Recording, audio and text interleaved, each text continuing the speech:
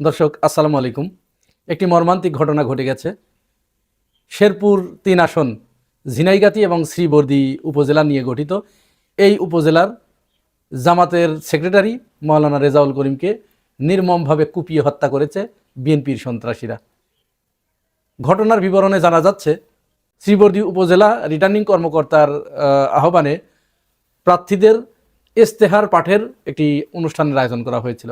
অর্থাৎ বিএনপি এবং অন্যান্য জামাত ইসলাম অন্যান্য যে সমস্ত রাজনৈতিক দল আছে তারা প্রকাশ্য জনসম্মুখে তারা তাদের নির্বাচনী ইস্তেহার পাঠ করবেন। নির্দিষ্ট সময় দেওয়া ছিল। জামাত ইসলামের যিনি প্রার্থী নুরুজ্জামান বাদল, তিনি তার লোকজন নিয়ে যথাসময়ে অনুষ্ঠানস্থলে হাজির হন এবং যে সামনের সারিতে যে আসনগুলো ফাঁকা ছিল সেখানে বসে পড়েন। এটি তো স্বাভাবিক। কোনো অনুষ্ঠানে আপনি গেছেন, সামনে চেয়ার ফাঁকা আছে, আপনি যদি পিছনের চেয়ারে বসেন তাহলে আপনাকে আর যাই হোক মানুষ বলা চলে না, অসভ্য ইতর বর্বর বলা চলে। আর জামাত ইসলাম আপনারা জানেন বাংলাদেশের একমাত্র নিয়মানুবর্তিক দল হচ্ছে জামাত ইসলাম। সময়ের ব্যাপারে তারা এত পাংচুয়াল। তাদের কোনো অনুষ্ঠান যদি মনে করেন বিকাল ৩টায় দেয়া থাকে যে ৩টায় শুরু হবে, ৩টা মানে ৩টা, ৩টা এক নয়, ৩টা। এবং সেটা যদি ঝড় তুফান, সাইক্লোন, ঘূর্ণিঝড়, টর্পেডো, টর্নেডো যাই হোক, ওই ৩টার সময় তারা সেখানে গিয়ে উপস্থিত হবে। তো সেখানে তারা গিয়ে যথারীতি সামনের চেয়ারে বসেছে। অনুষ্ঠান শুরুরও বেশ খানি পরে বিএনপি যিনি প্রার্থী রবিউল ইসলাম, তিনি তার সন্ত্রাসী বাহিনী নিয়ে সেখানে উপস্থিত হন। তারা সামনে জায়গা না পেয়ে জামাতের নেতাকর্মীদের উপরে চড়াও হয় এবং জোর করে তাদেরকে সেখান থেকে উঠিয়ে দেবার চেষ্টা করে। তাদেরকে উঠিয়ে দিয়ে তারা সামনে বসার চেষ্টা করে। প্রশাসন তাদেরকে বাধা দেয় এবং এটি করতে তাদেরকে বিরত রাখে। তারা প্রশাসনকে বৃদ্ধাঙ্গুলি দেখিয়ে প্রথমেই তারা জামাতের নেতাকর্মীদের উপরে দেশীয় অস্ত্রশস্ত্র, দা, কুড়াল, রামদা ইত্যাদি নিয়ে, হাসুয়া, এগুলো নিয়ে তারা ঝাঁপিয়ে পড়ে এবং নির্মমভাবে কুপিয়ে কুপিয়ে জামাতের প্রায় ৩০ জনের মতো আহত করে। তার আগে, এই অনুষ্ঠান শুরুর আগে দেখুন, বিএনপির এক সন্ত্রাসী তিনি ফেসবুকে সরাসরি পোস্ট দেন যে বাদলকে যেখানে পাবো সেখানে দেখা মাত্র জবাই করব। বাদল হচ্ছে নুরুজ্জামান বাদল, জামাতের এমপি প্রার্থী, ওই শেরপুর ৩ আসনের। এই উদ্দেশ্য নিয়েই মূলত তারা বাদলকে জবাই করার জন্য তারা সেই অস্ত্রশস্ত্র নিয়েই তারা সেখানে গিয়েছিল।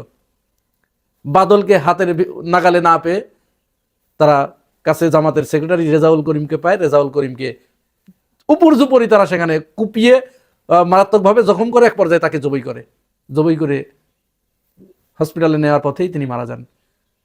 এখন সর্বশেষ খবর পর্যন্ত শোনা যাচ্ছে সেখানে প্রায় সেনাবাহিনী সহ ২০০ জনের মতো আহত। এর ভিতরে ৩০ জনের অবস্থা খুবই আশঙ্কাজনক। পরিস্থিতি নিয়ন্ত্রণে আনার জন্য সেনাবাহিনী এগিয়ে গেলে বিএনপির সন্ত্রাসীরা সেনাবাহিনীকেও আক্রমণ করে বসে এবং বেশ কয়েকজন সেনাবাহিনীর সদস্য আহত হয়েছেন বলে আমরা জানতে পেরেছি। এই যে ঘটনা, এই ঘটনার মাধ্যমে, এই হত্যার মাধ্যমে বিএনপি কি বার্তা দিল বাংলাদেশের রাজনীতিতে বা পৃথিবীর রাজনীতিতে? বিএনপি কি চাচ্ছে যে মানুষ হত্যা করে, শেখ হাসিনা যেরকম দীর্ঘদিন ধরে হত্যা, গুম, খুন করে তার মসনদ টিকিয়ে রাখার চেষ্টা করেছিল, সে কিন্তু পারে নাই শেষ পর্যন্ত। আর বিএনপি ক্ষমতার মোহে এত পাগল এবং অন্ধ হয়ে গেছে, এত উন্মাদ হয়ে গেছে যে তারা তাদের নির্বাচনী প্রচারণা শুরুই করলো তারা হত্যা দিয়ে। এবং ২০২৬ সালের ত্রয়োদশ জাতীয় সংসদ নির্বাচনের নির্বাচনী হত্যার প্রথম হত্যাকারী দল হচ্ছে বিএনপি এবং এই হত্যার শিকার প্রথম শহীদ হচ্ছে মাওলানা রেজাউল করিম। এর আগে ৫ আগস্টের পরে ছাত্রদল হত্যার উদ্বোধন করে দিয়েছে তেজগাঁও কলেজে শামীম নামের একটি ছেলেকে, নিরীহ নিরপরাধ একটি ছাত্র, কিন্তু উসমান হাদির আদর্শে সে উজ্জীবিত। তেজগাঁও কলেজের ছাত্রদল দীর্ঘদিন ধরে মাদক, চাঁদাবাজি, ইয়াবা এবং গাঁজার ব্যবসা করে আসছিল। শামীম সেটাকে বাধা দিয়েছিল। শামীমকে তারা নির্মমভাবে আবরার ফাহাদের মতো পিটিয়ে পিটিয়ে হত্যা করেছে।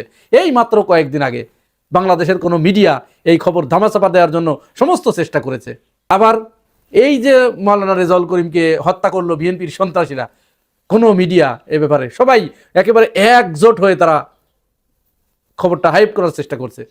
তাদের এই খবর কোনো মিডিয়ায় নাই, হাতে গোনা ২-১টা মিডিয়া এই খবর দিয়েছে। দেখুন, আওয়ামী লীগ, বিএনপি এবং এই মিডিয়া, সব তো মিডিয়াগুলো তো সব আওয়ামী লীগের। আওয়ামী লীগ পালিয়ে গেছে, বিএনপি এখন তাদের হয়ে সমস্ত কাজ করে দিচ্ছে এবং মিডিয়া তাদেরকে সহযোগিতা করছে। এখানে মিডিয়া জামাতের উপরে প্রতিশোধ নিচ্ছে, কারণ তারা তো জানে, শেখ হাসিনা জানে শেখ হাসিনাকে দেশ থেকে পালিয়ে যেতে বাধ্য করেছে, কাদের কারণে শেখ হাসিনা পালাতে বাধ্য হয়েছে। তাহলে তার হাতে বানানো মিডিয়াগুলোকে বলে দিয়েছে। এই মিডিয়াগুলোর একটা ক্ষোভ আছে না, এই মিডিয়াগুলো যে কোনোভাবে উঠে পড়ে লেগেছে জামাতকে শায়েস্তা করার, এবং আওয়ামী লীগকে দিয়ে তো আর সম্ভব না, এখন বিএনপিকে দিয়ে তারা জামাতকে শায়েস্তা করবে, যার কারণে জামাতের নেতাদেরকে হত্যা করা হলো, তারপরেও তাদের এ ব্যাপারে কোনো নিউজ নাই। এমনকি আজকে ডিবিসি চ্যানেল জামাতের এক জায়গার, সম্ভবত টাঙ্গাইলের এক জায়গায়, জামাতের 30-35 জন নেতাকর্মীরা তারা ভোট চাইতে গেলে বিএনপির সন্ত্রাসীরা তাদেরকে আটক করে তাদেরকে মারধর করে। এক পর্যায়ে তারা একটা নাটক করে, নিজেদের পকেট থেকে টাকা বের করে তারা ভিডিও করে, যেই দিয়ে জামাতের নেতারা টাকা দিচ্ছে এই বলে এই খবর তারা সমস্ত মিডিয়াগুলোতে ছাপায়। তো অন্যান্য মিডিয়াগুলো একটু যাদের ভিতরে সামান্য মনুষ্যত্ব আছে, তারা এটা একটু যাচাই বাছাই করে যখন দেখছে ভুয়া, তখন তারা আর এটা প্রকাশ করেনি। কিন্তু ডিবিসি এটা এই নিউজ সমানে প্রচার করতে শুরু করে, যদিও পরবর্তীতে জামাত ইসলাম ডিবিসির নামে মামলা করেছে। তাহলে এটা কি বার্তা দিতে যাচ্ছে বিএনপি? সারা দেশে 22 তারিখের পর থেকে, যেদিন থেকে নির্বাচনী প্রচারণা শুরু হয়েছে, তারপর থেকে আজ 28 জানুয়ারি পর্যন্ত বিএনপি সারা দেশে প্রায় 30টার উপরে নারীদেরকে হেনস্থা করেছে, মারধর করেছে, বৃদ্ধ মা বোনেদের পেটের উপরে লাথি মেরেছে, তাদের হিজাব ধরে টানাটানি করেছে, তাদের চুল ধরে টানাটানি করেছে, তাদেরকে অকথ্য ভাষায় গালিগালাজ করেছে। চুয়াডাঙ্গার বিএনপির নেতা জামাতের মা বোনদের ছায়া খুলে নিতে চেয়েছে।